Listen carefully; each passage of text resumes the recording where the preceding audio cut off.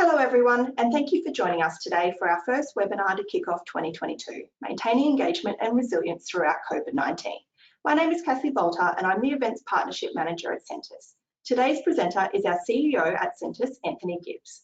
Over his past 14 years at Centus, Anthony has partnered with organisations globally to help them understand safety drivers and to develop strategy to improve safety and wellbeing outcomes.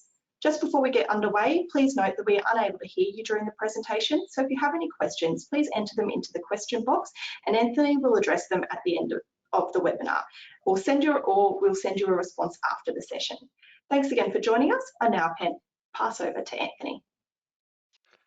Great, thank you Cassie for that warm introduction. Welcome everyone to this webinar. Before I get started, for anyone who isn't familiar with Centus, our mission is to change the lives of individuals and organisations for the better every day. We do that through the application of psychology and neuroscience to improve organisational culture, particularly focusing on wellbeing and safety. So it's my great pleasure to invite you all, or to welcome you all to this webinar on maintaining engagement and resilience throughout COVID-19. So this webinar has been built in direct response to some of the challenges we're hearing from our partners on a daily basis. And in preparing for this webinar, there's a good opportunity to reflect on the last 2 years and how that had been experienced by not only Centus, but the organisations that we worked with every day. And when I reflected, what really occurred to me, what really stood out is that organisations generally, from my experience anyway, had fit into one of three categories. One, some organisations just had so much work they didn't know what to do with it. It was production, go, go, go, go, go, go, and they just couldn't keep up.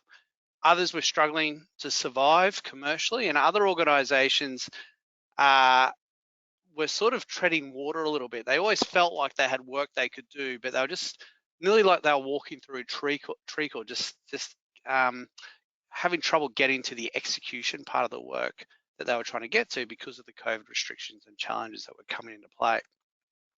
There is one commonality across all these, however, in that that there was significant challenge involved in all three of those scenarios. And that significant challenge has gone on probably well beyond what a lot of us would have hoped or imagined. And this has taken its toll on a number of people in workplaces. Actually, right back at the start of this pandemic, we ran another webinar on resilience. So I dug up the slides, and what we found is that in the slides and in a survey that we ran that covered about 66 safety professionals at the time, these were the predictions for COVID. So a lot of people believed that it'd be all over in 12 to 18 months once a vaccine is found. 2% believed the impacts wouldn't last beyond Christmas, and that was a couple of Christmases ago now. And 1% believed things would go back to normal before we know it. And what we know is that it's gone well beyond the 47, the 2, and the 1, and it's that 50% that's probably we're really seeing is that things may never be the same, or certainly they haven't gone back to normal quite yet. What we also did is we asked some questions at the time around how organisations were helping employees to manage stress. And at the time, about 76% of safety professionals reported that stress was impacted on employees' safety in the workplace, but only 44% had done anything beyond the basic EAP to address that. And unfortunately, we've probably seen organisations continue to scramble as the COVID pandemic has evolved, and have really struggled to support their workforce in a consistent way. So what we're going to unpack a little bit in this session today is these four key areas. One is we're going to have a look at how the pandemic has affected engagement. Two, we're going to look at how leadership impacts on resilience and engagement.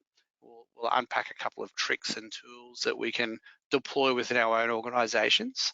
We're also going to look at some self-management around resilience, just for us to all reflect on, are we taking the best care of ourselves? Because it's often when we're taking the best care of ourselves or we're in the best position to support our people.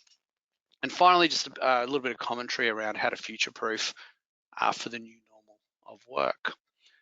So, firstly, how has the pandemic affected engagement? Well, I think the best way to consider this is through the lens of how have we experienced COVID? Well, when COVID initially started spreading throughout the globe, our job as leaders was to make people feel safe. We stepped out our communication, we showed support and concern for well-being of our teams, we gave frequent updates and insights into how our companies were planning to tackle the upcoming challenges. As it turned out, most companies did a pretty solid job of addressing their employees' basic needs of safety, stability, and security during the first phase of COVID-19.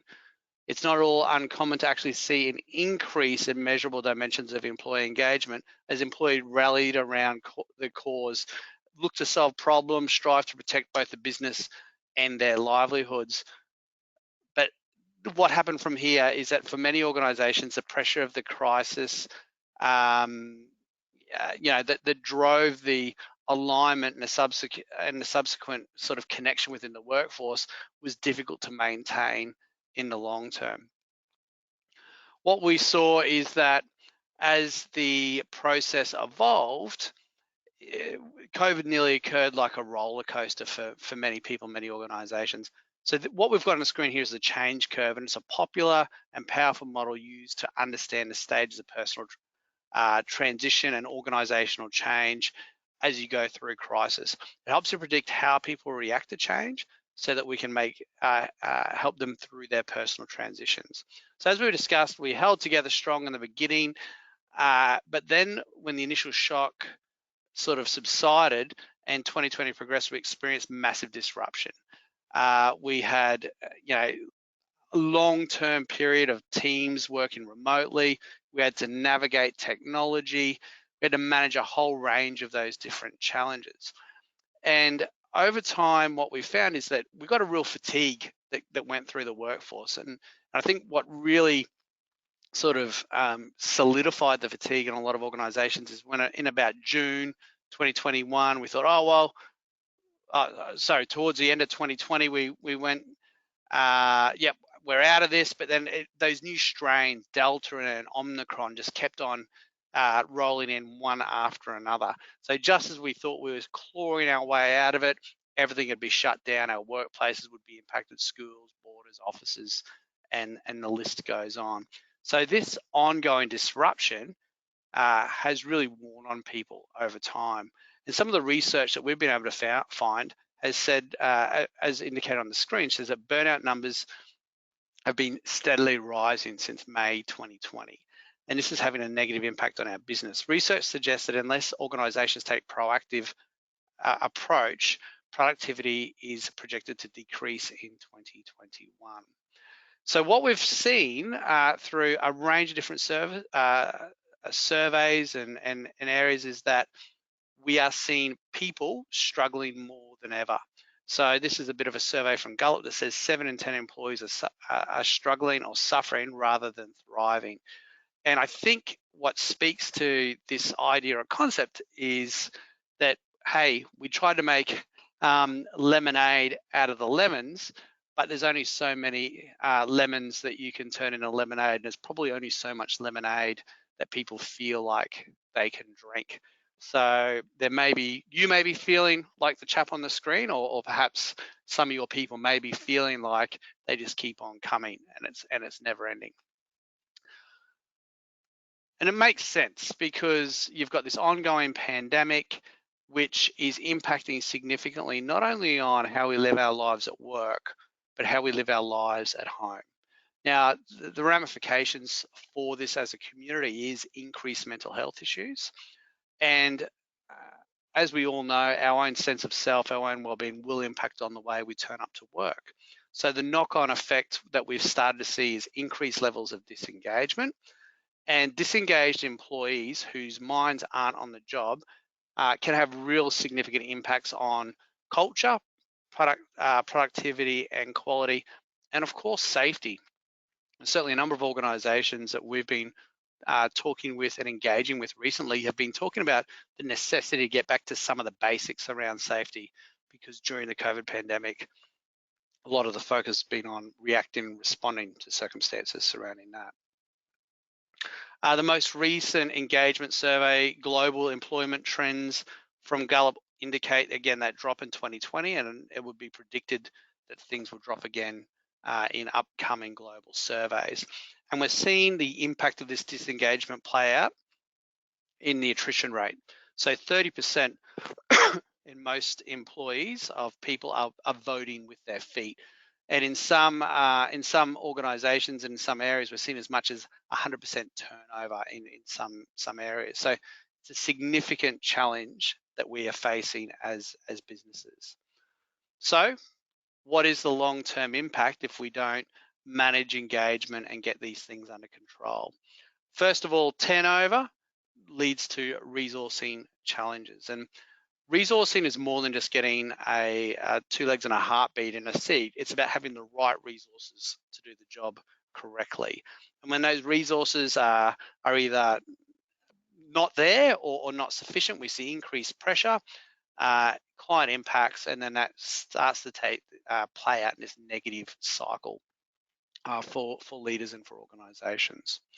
So it's a real challenge for a lot of organizations, but it's also a real opportunity to separate yourself from the pack. If we can get the engagement lifted, if we can get people on board, then that becomes a point of difference for recruiting and for how we support our customers as well. So we're going to talk a little bit about the role of leadership in driving engagement. Why should this be a focus, and why should engagement be a focus? Is because resilience and engagement very much feed off one another. A work environment designed to support employee development and energy and effectiveness will promote well-being and productivity of its employees. And in turn, that sense of well-being and productivity, where people's psychological needs are being met, plays out in the form of increased employee engagement. And the effect of that is greater efficiency, increased productivity, and greater overall organizational performance.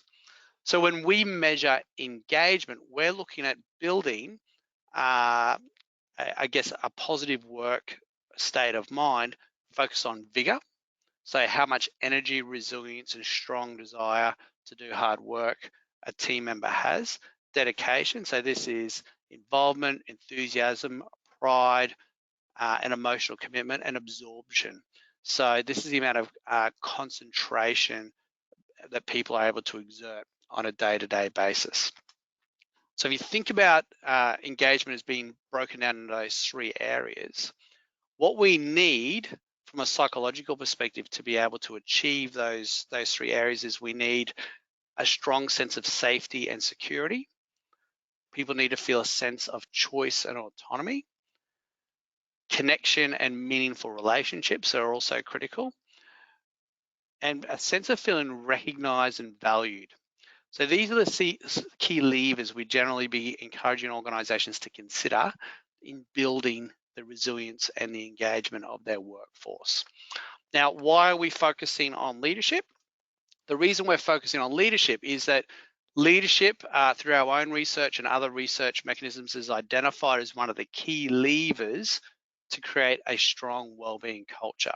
So on the screen here, what you can actually see is the results of our own research data. So we ran a survey a couple of years ago, which covered nearly 11,500 leaders from across industrial services, agriculture, utilities, education, oil and gas, manufacturing, and mining.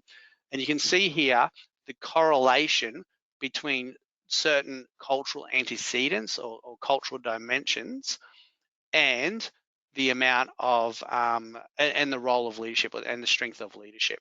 So what you can see here on the left-hand side where it says wellbeing climate, there's a strong correlation between the strength of safety leadership, being the 8 dimensions that we've got listed on the left here, and the strength of that wellbeing culture.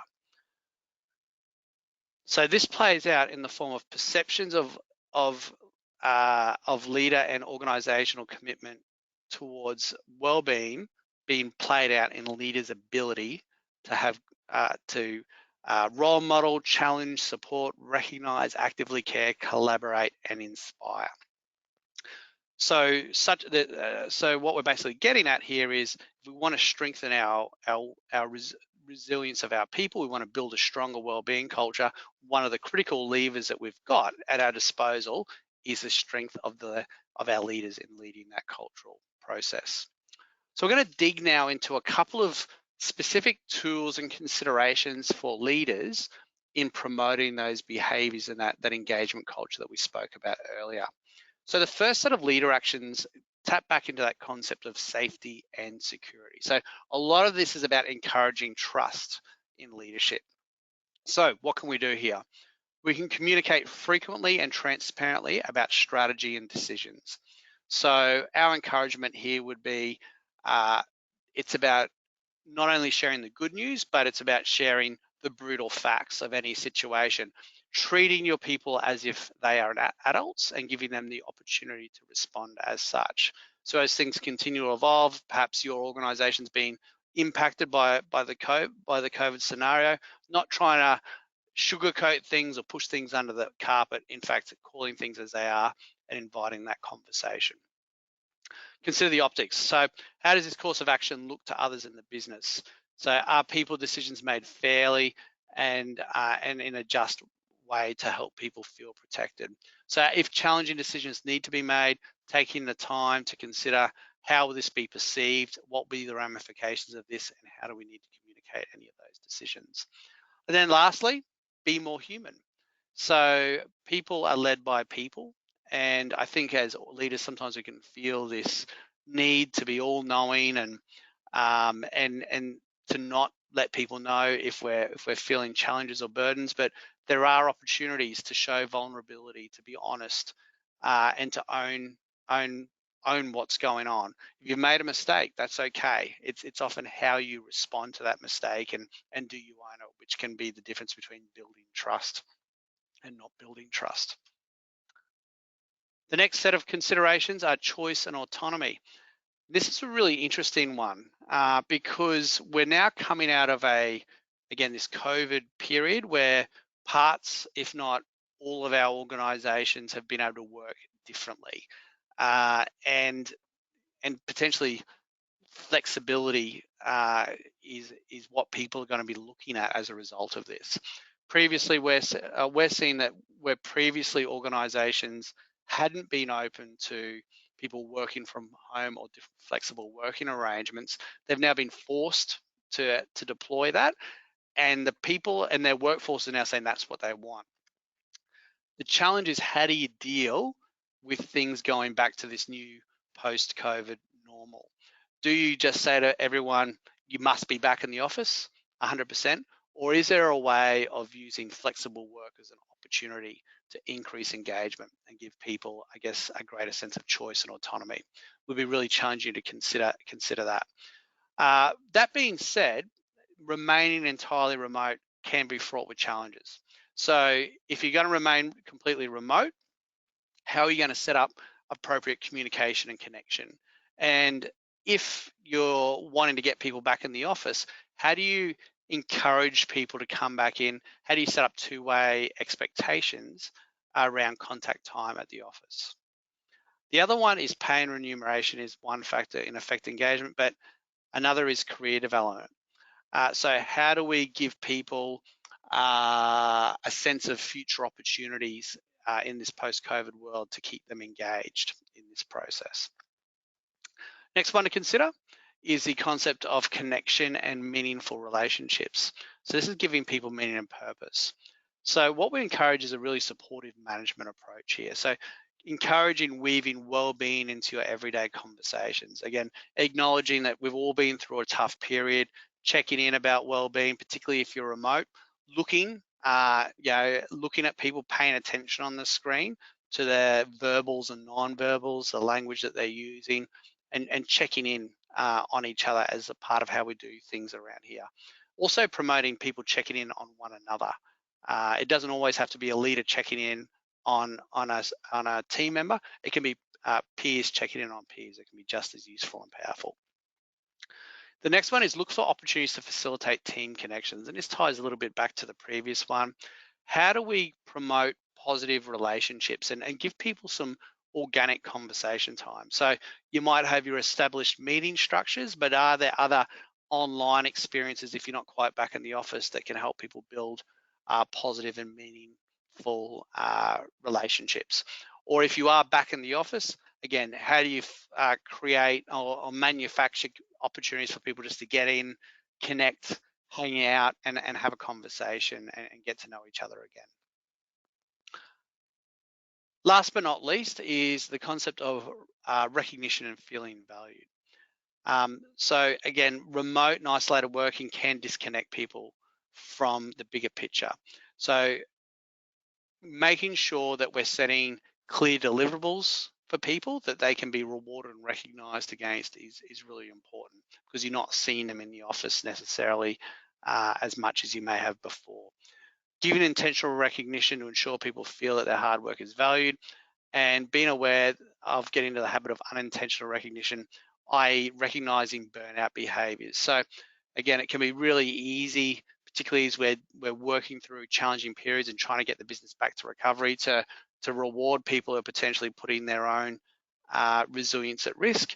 How do we make sure that we're actively caring for our people and promoting them having a balanced lifestyle for things? One of the real considerations would be challenging to really think about is the ratio of 5 to 1 when it comes to giving that positive feedback. So what we know is that, and you'll have experienced this for yourself, you could be driving down the road, someone could let you merge in, give you a wave, people could be quite polite on the road, but that one person that cuts you off can be the person that hijacks your whole brain. Same thing for any personal interactions that we have with people. So in order to build that psychological capital with people, it's important, particularly in this remote space, is that we're looking at giving lots of regular praise, so that when we need to have that critical or challenging conversation, we've got that psychological, got that token economy built up. So there's some leadership actions that we can take to start to influence, but it's really difficult to think strategically and to lead in this way if we haven't first of all managed our own resilience as a leader. So one of the things we really challenge you to reflect on is, how are you role modeling wellbeing and resilience behaviors for your team? Because people will see how you behave, they'll see when you send emails, they'll see how you engage with the business, and that will set an expectation or role model how they behave. So we'll unpack here the 5 practices of resilience, some of which you may already know, and this may be a good refresher to bring back into your conscious, some which are hopefully some new tools as well. So the 5 practices of resilience. The first one is active and engaged. So practicing health and wellbeing behaviors that build endurance and promote mental and emotional recovery. So these are your real sort of physical necessities to make sure that you're in the space, you're physically fit and able to respond effectively. So exercise, are you getting enough exercise? Are you getting up, stretching your legs, maintaining that level of activity on a weekly basis that's going to enable you to be producing those feel-good chemicals for your brain to be able to respond effectively? Are you being deliberate and conscious about your nutrition? Are you thinking about the amount of alcohol you're drinking over night time? Are you thinking about the amount of fatty foods? And if you're anything like me, sugar, particularly if you're spending a lot of time in front of the computer, can be a real trap. But these are all things that zap and drain your energy. Exercise, if you do it, can build your energy. Good nutrition can build your energy. Sleep is another one. So how are you deliberately managing your sleep? Are you aiming for that 7 to 8 hours a night? Or are you finding that, that there's a crossover between your work and your home life because of some of the circumstances? Then finally, and I know it sounds quite basic, is breathing. So are you thinking about taking time throughout the day just to breathe and to recenter yourself? We really encourage it. Send us the box breathing exercise, and some of you who've listened to me before may be familiar with it. It's where you breathe in for 5, hold for 5, out for 5, hold for 5, and repeat that for 5 times. If 5 is a little bit too much for you, if you're used to shallow breathing, you can start at 3 or 4 and build up to 5 over time. Really encourage you to download. There's some really great mindfulness apps that also focus on breathing. I think Headspace has got a couple of really great tools you can consider if that's something you're interested in. Just search that on the App Store and it should pop up. The next practice is optimistic and solution focused. So practicing cognitive flexibility, strategies that promote emotional capacity for resilience. The first one is keeping an internal locus of control. So what we know is that there's only four things in our life that we can control: what we think, feel, say, and do. The challenge when we're going through periods where there's lots of change in the external context or in our environments is we spend a lot of time worrying and focusing on things which actually we can do nothing about. And unfortunately, there's not a lot we can do about COVID. There's not a lot we can do necessarily about government policy. There's sometimes not even a lot we can do about the economic market that we're dealing in. But what we can do is choose how we frame the environments we're in and how we choose to respond to those. So if you find yourself in a situation like I've certainly found myself a couple of times over the last couple of years where you're frustrated and you're exacerbated by the change and the uncertainty and the difference, it's worth checking in with yourself and saying, all right, am I focusing on controlling things that I just can't control, and what is in my control? Or as we talk about instead, what are the brutal facts? So what are the things that I don't necessarily like but are outside of my control, and what's my assurance of success? So what's the frame or the attitude that I can choose, which is going to get me in the best headspace to respond to this effectively? What that can also help, what can also help this process is taking deliberate time to, I guess, smell the roses, hunt the good stuff. Yeah, there may be a lot of really hard stuff going on in your life or in your organization at the moment, but what are the little gems? What are the opportunities what are the improvements you've perhaps made to your organization? What are the little wins you're having on a daily, weekly, or monthly basis? And then finally is reframing. So reframing is the concept of choosing your attitude. It feeds a little bit off that locus of control concept that we spoke to earlier. So we speak about incentives having either red frames or green frames. So a red frame is a hindering frame that stops you from getting your goal, and a green frame is a helpful frame that helps you to get your goal. So stopping in and checking in with yourself and saying, all right, is the attitude that I'm choosing in this moment helping or hindering me in getting the outcomes that I'm looking for? And is it helping or hindering me as a leader in leading the team in the way that I want them to behave? I think a big challenge I've seen with a lot of leaders working remotely from their team is how do they manage their frames around their team's work outputs or productivities? It's easy to, when you're feeling stressed, jump to assumptions or conclusions or have those red frames popped out. So really stopping and checking in. All right, what's the data to support my frame? Is there another way to view this? Are there questions that I need to ask in order to validate my perspective? Really important things to consider. The next one to consider, or the next element to consider here, is living with purpose. So practicing pursuit of meaningful goals that accentuate or strengthen one's strengths and values. So a lot of this ties back to individual goal setting, having a growth mindset, and focusing on strengths. So by goals, we're talking about, well, yeah, and I think we've all probably heard of SMART goals. What are the goals that I can set myself, in the short, medium, and long term to feel like I'm progressing forward? And it's been, I think for a lot of people who've been so focused on achievement at work as being a goal, but things keep getting turned upside down regularly. It's about setting goals outside of work as well as at goals, so you can get that sense of self-efficacy and self-esteem playing out.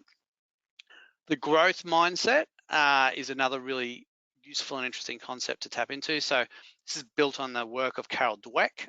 So if you haven't read growth mindsets versus fixed mindsets and the work that she does, it's worth a dig. But what this basically looks like is a growth mindset is demonstrated by individuals who believing that their talents can be developed through hard work, good strategies, and input from others. So I think, again, when there's lots of change and uncertainty around us, it's really easy to, I guess, shut down to all of that and become fairly black and white, where growth mindsets will be, okay, well, this has been a challenging period. What can I learn from this? How can I grow as an individual? How can I grow as a leader? And how can I seek out more information to be able to respond to the challenges that I'm focused with better? And look, the other big piece here is continuing to play back into our strengths. Again, if things aren't going to plan, if we're feeling like we're behind the 8 ball a little bit, it's really easy to focus and really dig down into the things we think we're not doing well. But continuing to recenter on our strengths and leverage those becomes a really important piece to reset. So this living with purpose, again, is a lot about helping us to set our mindset. And this is something that we'd encourage you to revisit regularly. Certainly, it's something that I do on a yearly. I do my goal setting and strengths work at the start of the year, and I've got those goals mapped out. I've got 4 of them that I've got mapped out on my wall at home, and I'm coming back to those regularly to make sure that I'm on track. Final consideration, not the final consideration, second last consideration is connected and aware. So this is practicing self-awareness, social intelligence to build positive relationships and a sense of belonging. So now more than ever, investing in relationships is critical. It's so easy for us to be self-isolated. I know for myself, spent weeks at home without necessarily connecting with friends or even connecting with work colleagues beyond more than your daily work-based interactions. So really looking to go out and invest in those relationships and make opportunities is important. Regulating emotions, also really critical as a leader. You know, checking in with yourself on a daily basis to say, all right, how am I feeling? And am I in the best emotional headspace to deal with these things? And if I'm not, where do I need to invest into this model to get my emotions back on track? And then finally, giving and receiving support. So the sense of giving brings a lot of serotonin, a lot of dopamine out for us. So actively looking at supporting other people will often make us feel better with how we're going as well. So encourage you to consider that as part of connected and aware. And then finally, social citizen. So practicing kindness and contributing to community connectedness. So investing in our PB5. So that's our personal big 5, the 5 most important things, people, places, or situations to us. Again, it can be easy in stressful periods to lose sight of our PB5. So taking deliberate time and effort to recognize those and to invest in those is really useful. Living our values and acts of kindness and social contribution are also other ways of building our own resilience and contributing to that idea of being a social citizen. So a couple of tools to consider, and all of these tools are available for download, and we'll also be emailing them out to you after this webinar. So we've covered the 5 practices of resilience. What we'd now be encouraging you to consider is, how do you future-proof your leadership for the new normal of work? So where are the opportunities for you to consider to invest in your team and in your organization? What we'd, and this first comment here is a little bit of that brutal facts, locus of control conversation, is letting go of the expectations things will go back to normal and accepting that the culture may not be the same. Unfortunately, we've all been through this set of circumstances, and hanging on to things that are going to go back to how they were before can actually be more destructive than constructive. So our encouragement would be, okay, what do our people need? What does our organization need? And how do we shape a culture which is going to best suit how we need to work moving forward? And this may be through experimenting with new rhythms to find out new work rhythms to find out what works. So it may be about encouraging different levels of office time. It might be about really thinking about your meeting rhythms that you got set up, or your success profiles, or your engagement tools, asking your workforce and trying and testing what people are finding best in terms of connecting with one another. If you've got high turnover, what you've actually got is you've got an opportunity to potentially reset. So what we'd be encouraging you is, if you've got that high turnover, coming up with a plan about, well, what is the culture that you want into the future? What are your values or your frames of reference that you're going to anchor that on? And how are we going to support that new culture to grow? And what do we want that new culture to look like? Creating agile plans and multi-skilled agile employees. Again, we're finding that team members are having the opportunity to build greater skill sets, either through technology or through varying elements of their role as a result of the challenges that you face. So how do we frame this up as a development opportunity, give people opportunities to grow in their own skills and to potentially create, I guess, other career paths into the future.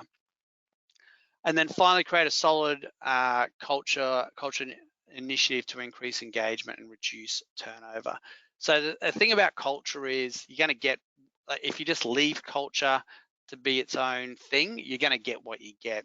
So deliberately sitting down and thinking about, okay, what is the leader? Well, what are our frames of reference? What are our visions around our culture? What sort of leadership do we need in order to influence the sort of culture that we want? Do we have the systems and the processes, the meeting rhythms, those sorts of things that all play out? Surveying your workforce, getting an understanding about what they're finding challenging, but also what they're finding are the strengths of your current culture is obviously really useful. And sometimes it's things like people not understanding the strategy and their role in the strategy that can be the real opportunity for improvement, not necessarily putting a pinball or a table tennis table in the office and putting more fruit bowls. So really getting an understanding, well, what are the things that people are looking for to be able to be connected to the workforce are really critical. So there's some tips and tools to consider in supporting your workforce to be engaged throughout this ongoing COVID-19 challenges. An opportunity now, however, to throw some questions out. So we've had some questions already come through, which Cassie will share with us all in just a moment. But while we're responding to those, feel free to put any questions that you may have in the chat, and I'll respond to them. So Cassie. Excellent, thank you, Anthony. Okay, so first one that we've come through is how do we balance the needs of our staff along with the needs of ourselves when it comes to mental and emotional stress?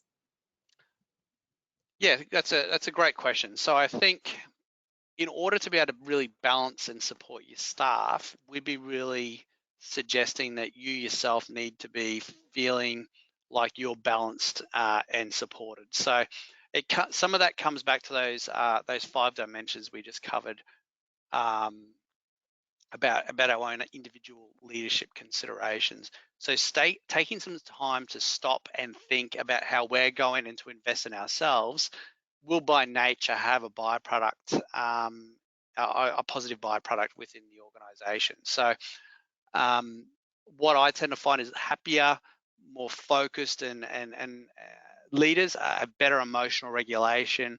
They're generally their 7 units or their conscious brain isn't hijacked by stress and emotion, and as a result of that, they're able to manage and lead more consciously and more deliberately.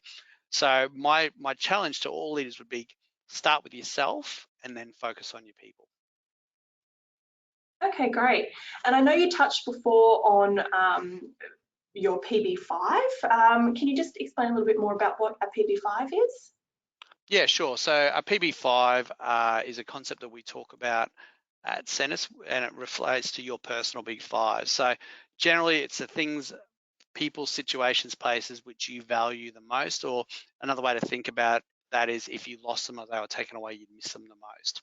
So every day as leaders, we have an opportunity to see our PB5 or our well-being as either a cost or a currency. And I think we see often our well-being as a cost when we make decisions to work excessive hours, not manage our sleep, not be deliberate in the way that we look after ourselves. So it's about investing in ourselves so we can invest in our people. Perfect.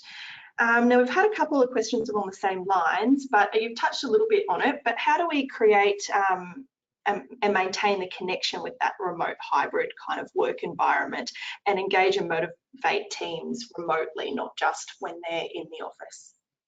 Yeah, and look, I think because you don't have the opportunity for the water cooler conversations, manufacturing opportunities for people to come together becomes really important.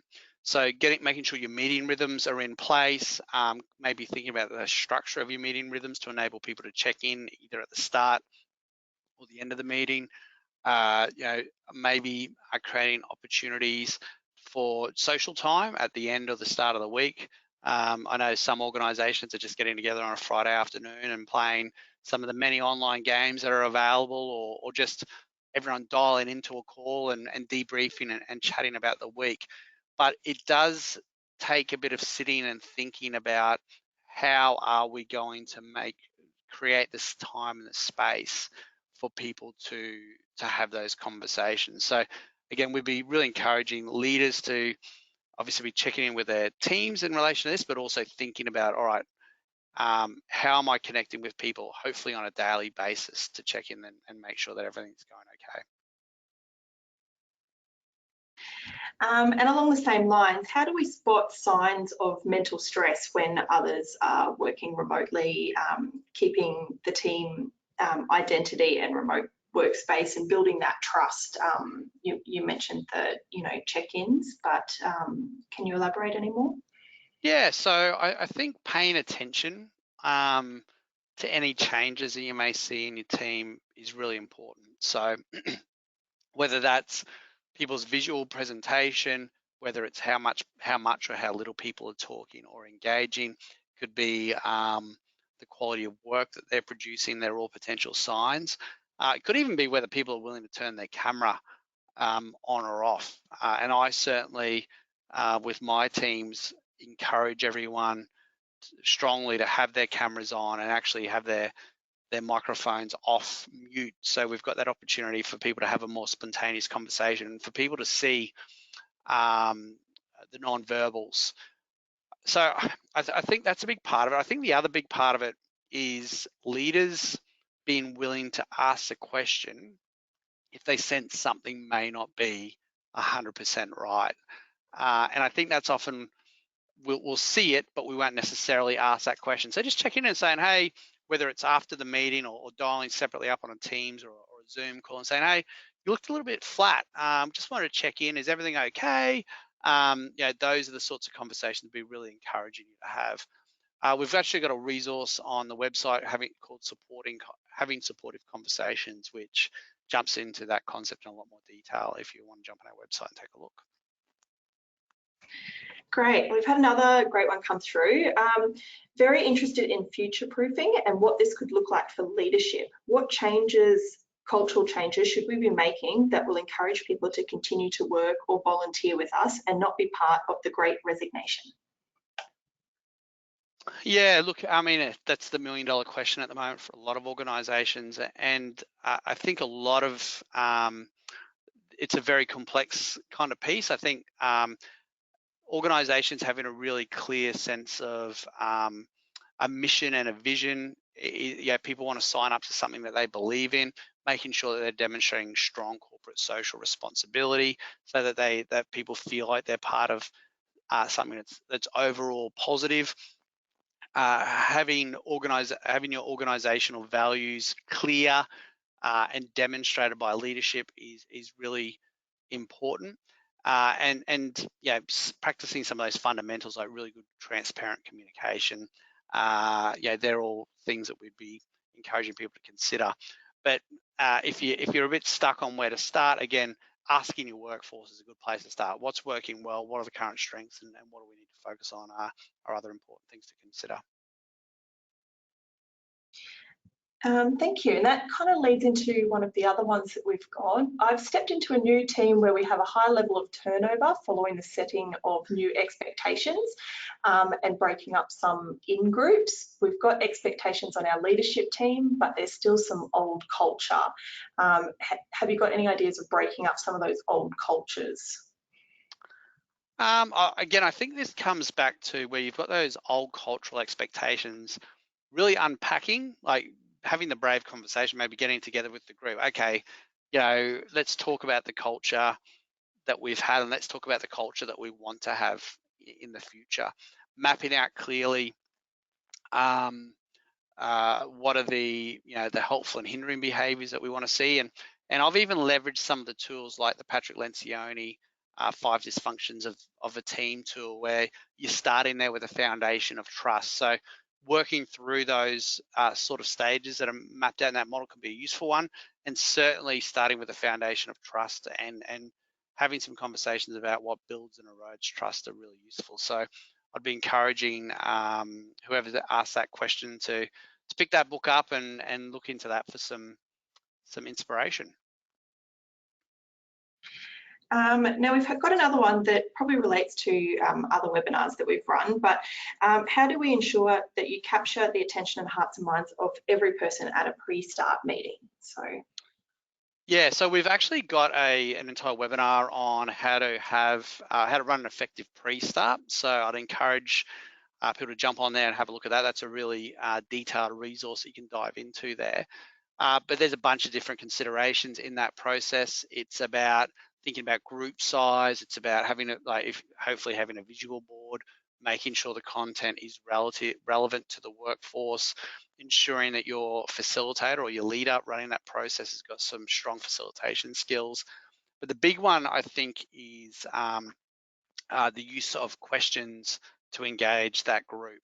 So really promoting participation through questions is really useful. And then finally, often where pre-starts fall down is things that are discussed but not closed out. So ensuring that there's a good process of closing out actions and answering questions is really vital. But I would encourage, that's about a 45-minute webinar and some great supporting resources well worth a look in regards to that topic. excellent. We've got another one here. Do you believe that life ongoing learning, exercise and maturity plays a massive part in being resilient in safety and wellbeing? Oh, look, I think absolutely. I think it speaks to some of the work that we spoke about earlier around growth mindsets from Carol Dweck. Anyone who's willing to self-reflect and have continuous learning throughout their lives, they've got that opportunity for ongoing growth. So what we're seeing a lot of organizations focusing on really heavily at the moment is the concept of learning teams. So getting teams together to learn from what's perhaps not gone so well, but also what's gone well. So yeah, I guess in response to that is yes, absolutely encouraging growth mindsets and learning teams, we would say, is crucial in organizational growth, but also individual growth. Thank you. Next one. How do we draw a line in the sand from past years to now with COVID and ensure that the same language isn't used this year that would have been used pre-COVID? Yeah, look, it's a tricky one because, as we sort of mentioned in the presentation, this is probably about the third time we've probably felt like we're coming out of COVID, and trust me, I'm very hopeful that we are. But obviously, Delta and Omicron in particular, we'd felt like we were just poking our head out, and it's been sort of chopped back. So I guess my encouragement would be that we need to accept and acknowledge the brutal facts in whatever your organizational context is, but really reorientate people towards what's in our control. What are helpful attitudes and frames that we can adopt, and really encouraging deliberately the use of the sort of language that you want to see more of, which is probably hopefully more optimistic, hopefully more ownership-based conversations. Excellent. And you've spoken about the sort of disengagement trend, but with this, what should businesses do in their planning and goals and performance reviews to sort of, change this space? So look, I think taking some time with the workforce to understand if you are getting high levels of turnover, what are the drivers of that turnover? And I know there's a few different examples of it. Some organizations that we're working with at the moment, there's just a lot of money getting thrown around. So that's difficult for some organizations to be able to respond to. but really sort of focusing on, okay, well, what's working well? How do we reinforce that? What are some opportunities to improve? And really actively promoting that employee value proposition. The biggest piece of this is if you can get data that supports what's working, what's not working well, that's important. But setting a clear strategy and sticking to it is really important. I often see organizations setting really strong and clear strategies with deliverables for sales or for maintenance or for a range of different parts of their organization, but culture is sometimes left and to sort of find its own way. So we'd be encouraging business planning for what you want to achieve culturally and the activities you're going to drive in the same way you'd plan for any activity within your business. Excellent. Now, new ones come in. My team is predominantly volunteer with different cultural experiences. What tools can we use to encourage stronger buy-in for our organisational culture and values? Sorry. What I'm hearing is that you've got a bunch of different cultures coming together on the same challenges or opportunities. I guess this relates a little bit back to some of the concepts we talk about in our training, in that we will all have different frames or perceptions of a particular set of events or scenarios. So rather than seeing those diverse backgrounds and differences as a challenge, we'd be encouraging you to think about, well, how do we use that diversity as a strength? So involving the team in collaborating around particular challenges or opportunities to address things is really critical. So participation, getting those different lenses, getting those different points of views, enabling robust conversation and debate, all those sorts of tools will be what bring people into alignment around those conversations. A lot of the organizations we're working with are using the tools in our training, such as concepts of red frame and green frame, the brain apprenticeship, effective questionings, to create a common language, and then using that common language to collaborate in on particular challenges they're trying to solve. That common language, if you can find a way of establishing it, is really valuable, because what we find from those diverse backgrounds is that different people can say the same thing, but sometimes those words will have a different meaning. So bringing that language in line is really useful and really important. Okay, last question, and then we might move on to some polls. What activities or strategies have you seen other companies use to engage workers who are traditionally introverts and may be difficult to engage, especially with that remote learning? Yeah, look, I think for those sorts of workforces, we've seen self-paced learning is often a good way to help people move through things at their own speed, but bringing that self-paced learning back to opportunities to connect and have conversations becomes really important. So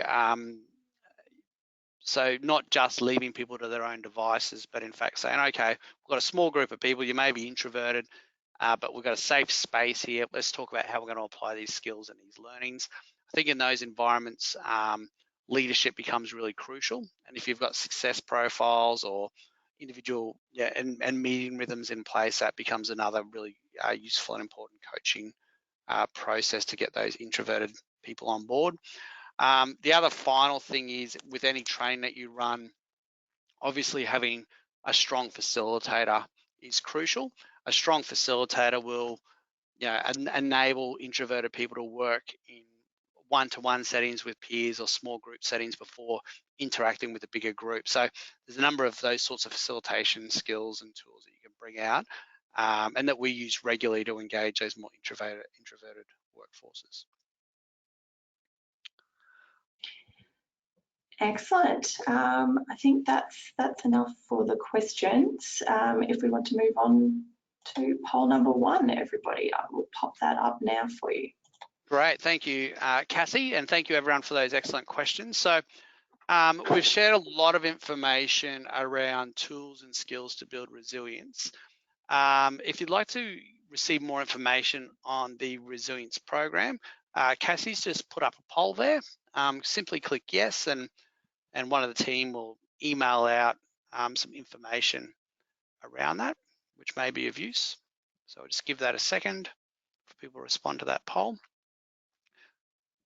The tool that we provide here is, again, an online training program around resilience. So there's online and face-to-face, there's blended offerings. So different organisations have engaged with this process throughout COVID in ways that meet their operational context. So some do the online learning with application sessions, some do face-to-face, and we've also upskilled some organisations to do a train the trainer program as well. So if you'd like more information, click that yes box.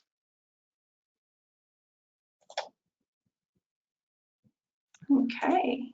Great. And then last but not least, we have built out a complementary building resilience toolkit. So this has got a number of resources in it, including tools for leaders to check in with their workforce and different considerations for you in building out that strong and resilient workforce. So if you'd like to get that complementary toolkit with a bunch of really useful and practical resources in it, click yes, and we'll get it out to you.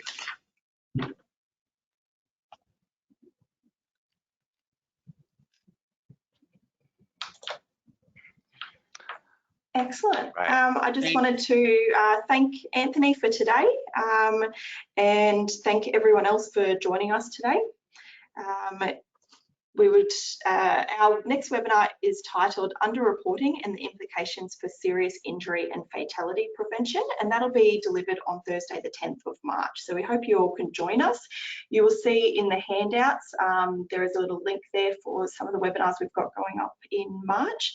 And until then, we hope you all stay safe. Thank you all. Stay safe and well.